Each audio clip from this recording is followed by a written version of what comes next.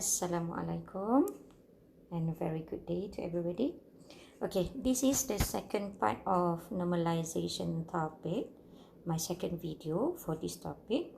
Okay, please make sure before you go through this video, the second part, make sure you already understand all the topic inside the part 1. Okay, part 1, which is I include about introduction to normalization, the purpose of normalization, and also the problem when we do not do our normalization, the problem to our database, to our data.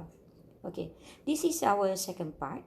So in this part, what you will learn is about what is the functional dependency. Okay, what is functional dependency or FD, and the type of FD itself.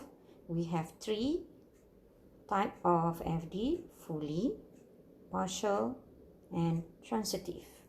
Okay, we have 3 part of FD or functional dependency: fully FD, partial FD, and also transitive FD.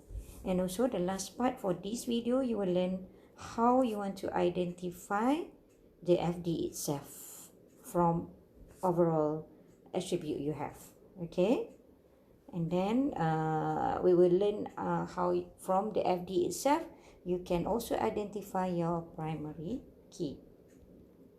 Okay, and then later I will provide you the third video, which is I will involve the process of normalization from unnormalized form to the third normalized form. Okay, I will show you all this process, maybe from a few example.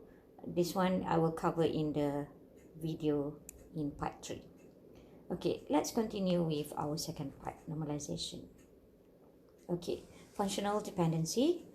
Okay, if you still remember from first part of my video, I say normalization is a process to show the relationship between attribute, okay, between attribute in your data. So the main or the backbone for the normalization is the functional dependency. So functional dependency is important concept in the normalization. Okay, functional dependency can describe relationship between your attribute. Okay, please make sure you remember normalization is refer relationship between attribute. So functional dependency, we show you what is the relationship between those attribute in your data. Okay, for example, I show you we have many attribute in our data. So A and B is also two attribute in our table. So A determine B. A determine B. Okay, meaning to say A only can determine what is the value of the B. Okay, so in other words, we can say B is functionally dependent on A. Okay, so we have 2 attribute here, A and B. A is dominant, okay, A is dominant, and B is functionally dependent on A. You can say it A determinant B, or B is functionally dependent on A. You can say it in both ways. Okay, this is the meaning of the functional dependency. Okay, let's say we have here one example. Okay, we have staff number, one attribute, and then we also have position in our staff table. So staff number will determine the position. For example, we have SL22, SL22, so he is a manager. So this staff number can determine the manager, the position. Okay, sorry, the position. The position is manager. Okay, let's say we change to position determine staff number. Can it be or cannot?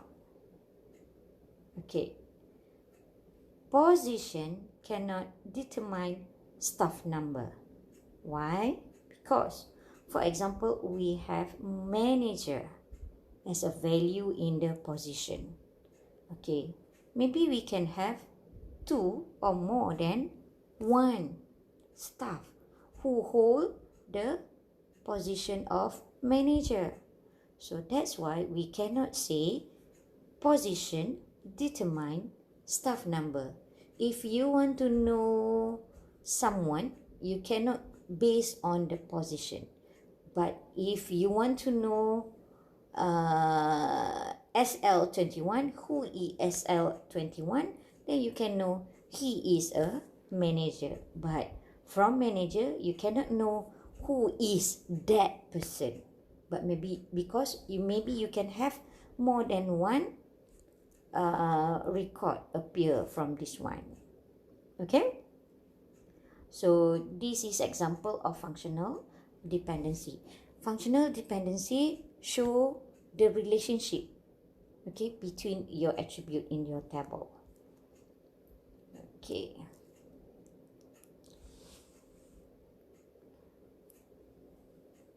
right, next. Okay, so here I another example. We have staff number determine staff name, staff name determine staff number. Okay, let's see the detail. Okay, staff number. Okay, we have staff number determine staff name, and staff name can determine staff number. Okay, you can see if SL21 John White. We go to David Ford. David Ford, what is the staff number? So SG14. SA9 is Mary. If you go back, Mary can back to the SA9. Alright? So this is example of functional dependency that hold for all time. Okay? But remember, only these two attribute we can say it hold for all time, but not the rest, because the rest you can see here, this is the different value. We have two manager here, three assistants, okay, and one supervisor. Okay, also goes to the salary. Maybe we can have two numbers, same two number. Also got here branch number. We have 2 record for B005, 3 record for B003. Same goes to the address. So we cannot say that the rest, position, salary, branch number and branch address, is the FD that hold for all time. Only this staff number and staff name is an example for functional dependency hold for all time. Okay. Alright. Character of functional dependency. Okay. So FD is what I told you in the earlier. Okay. I just straight away to summarize. You can read by your own all the notes. Okay, I just summarize here. FD, we have 3 type of FD. Okay, we have fully, we have partial, and also the last one, we have transitive. Okay. Okay, for fully functional dependency, fully FD, okay, all determinants mean on the left side, okay, should have the minimal number of attribute that to maintain the functional dependency with the attribute. Meaning to say, we have left side and right side. So we have less number of attribute in this functional dependency. Normally, fully FD, we can have not more than 5 normally. Okay, that is normally, not necessary. Okay, so normally in fully, maybe we can have less than 5 attribute in that functional dependency.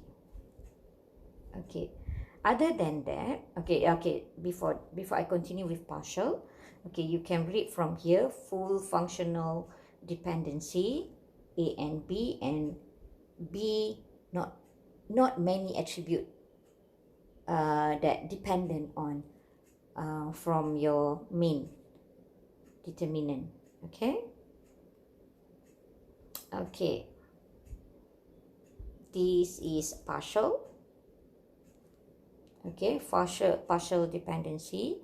Okay, you can see here example: staff number, staff name, determinant, branch number. Okay, this is true.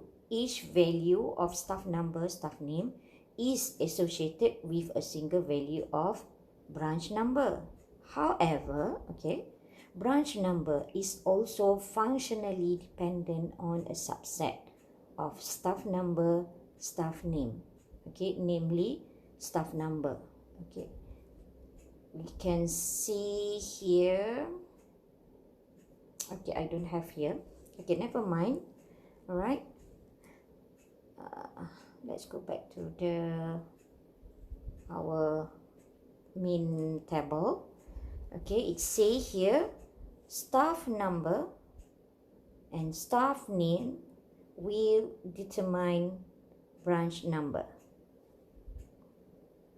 Okay, but okay, we can see from here somehow this branch number is not really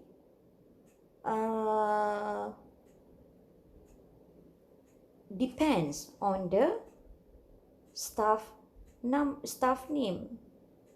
Okay, because it can be by their own. You can have branch number without staff number or staff name. Maybe that branch you don't have any staff, so you cannot say that these staff number and staff name determine branch number. Okay, but branch number can determine the staff number the other way. Okay, that is partial, not both side. Okay, so okay, this is partial, and one more again. Okay, this branch number also can determine this branch address, and this branch address is not determined by any other attribute unless only the branch number. Okay, that is the partial. Okay, then we go to the transitive dependency. Okay, transitive dependency, this is the third FD. Okay, this is the third FD. Important to recognize a transitive dependency because its existence in a relation can potentially cause update anomalies. Okay, from the first part my video before this, I asked you to do your homework regarding the anomalies. Okay, you must understand what is the update anomalies. Okay, transitive dependency describe a condition where A, B, and C is a attribute in one table. Okay, so transitive dependency is such that A to B and B to C. Okay, the transitive is here. This is the transitive FD. Okay, it depends on A. C depends on A via B. So B will be intermediate or medium from C direct to the B. Okay, for example, okay, we have here branch staff branch table at first. Okay, and then we have sorry, I make it bigger.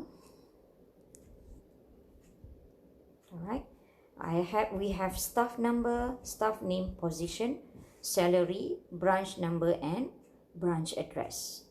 Okay, so staff number, so we know staff number can determine staff name, position, and salary, and also staff number can determine branch number. Okay,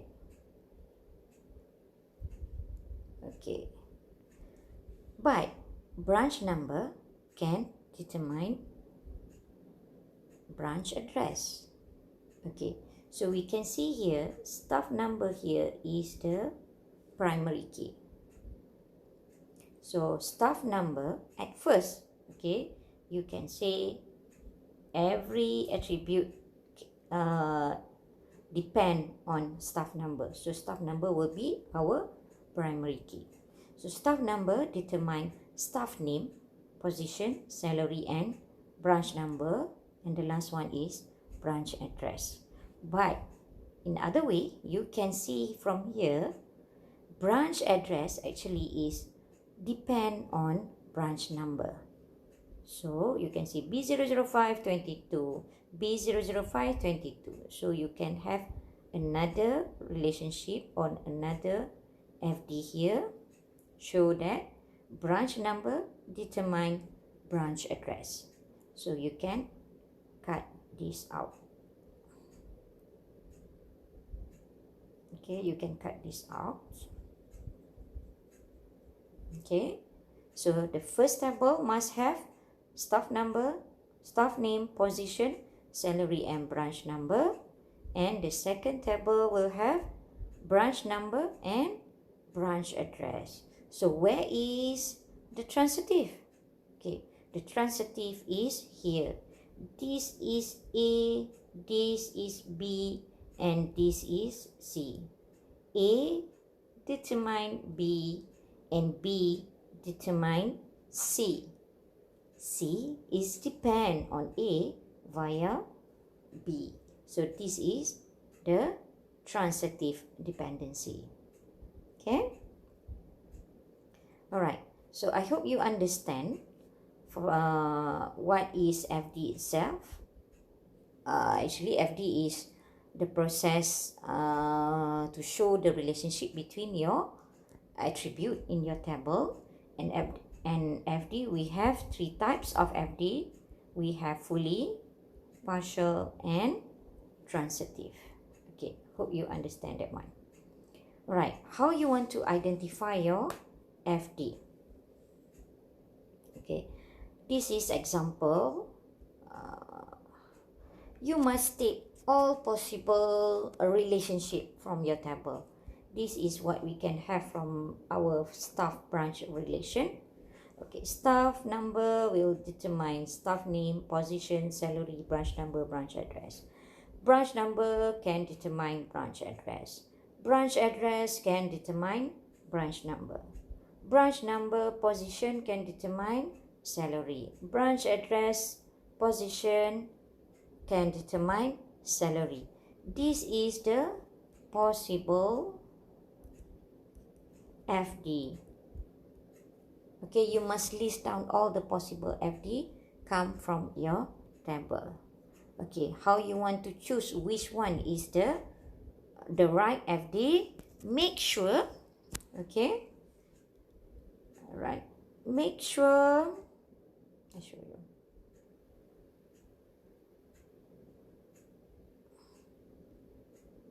Okay, make sure all attributes that are not part of the candidate key should be functionally dependent on the key. Okay, from your table, you must identify which one is the candidate key. Okay, you have a list of attribute in your table. Make sure you know which one is the candidate key. Okay, you know what means by candidate key? If you don't understand, please find out from the ERD notes. Okay, candidate key. What is the candidate key? So, what attribute which are not a candidate key should be a functionally dependent on the key. Meaning to say, whatever attribute which is not a candidate key must be on the right side. Okay, that attribute must be on the right side. Only candidate key and therefore maybe become your primary key will be the left side. This one is the primary key or candidate key. Okay, so you can see here, even you have maybe more than one possible FD, please check whether on the left side is it primary key or is it candidate key. If not, then it will be wrong. For example, we have branch address. Is it possible can be a candidate key? No, so this is wrong. How about branch number? Position is not candidate key, so this is wrong. Branch address is not, so this is wrong. Branch number, yes, this is candidate key, so this is correct, and also this one is also correct. Okay, this is how you want to identify which one is the functional dependency. Make sure on the left side is only candidate key or only the primary key. Any other attribute must be on the right side. Okay? Alright, I think that's all for functional dependency. So please make sure you understand, okay, what is FD and type of FD. We have three types.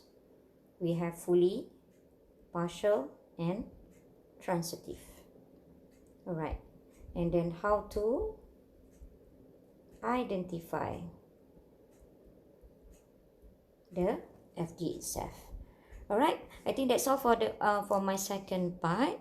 Make sure you understand. If you still have confused, no problem. We will discuss during our online class next week on 27th of April. Okay, see you guys. Bye. Assalamualaikum.